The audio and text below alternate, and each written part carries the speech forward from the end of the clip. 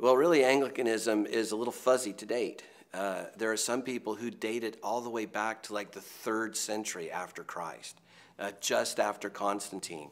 There's other people who date it around the 4th or 5th century, where everybody's heard of St. Patrick, and everybody's been to probably a St. Patrick party or drink green beer or something.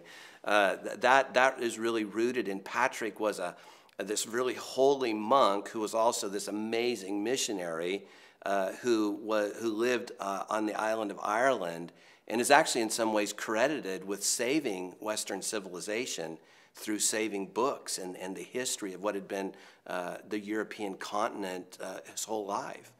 So some people date it there, like really early. Constantine was a Roman emperor. He's the one who kind of gave Christianity its official credence to be okay and not be anti-Roman or whatever. So sometimes you go all the way back there, sometimes 5th century. Another time where some people sort of date the birth of Anglicanism as we know it today is around what's known as the Reformation. And the Reformation was a protest, really. It was not just a religious protest. It was about economic issues, economic justice. It was about racial justice. It was about the poor.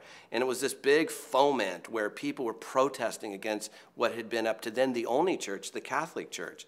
And out of that, there became 2 big European movements, Presbyterianism, which is rooted in John Calvin, and Lutheranism, which was rooted in Luther. Well, about 50 years after that, in England, through a man named Thomas Cranmer, was the English Reformation. And the English Reformation is a little different in that they were quite clear that they weren't Roman Catholics.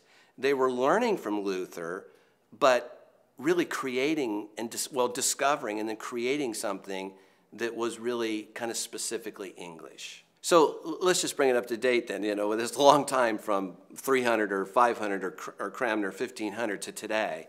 So maybe the sort of household name Anglican that almost everybody would know is the great C.S. Lewis, who was a teacher at Oxford and gave us these amazing books of Narnia, and of course he's got his more theological books. But everybody knows C.S. Lewis, and maybe you know the name John Stott, who is a very famous scholar and pastor in Greater London, or maybe you know the name J.I. Packer, people who have really influenced modern Christianity.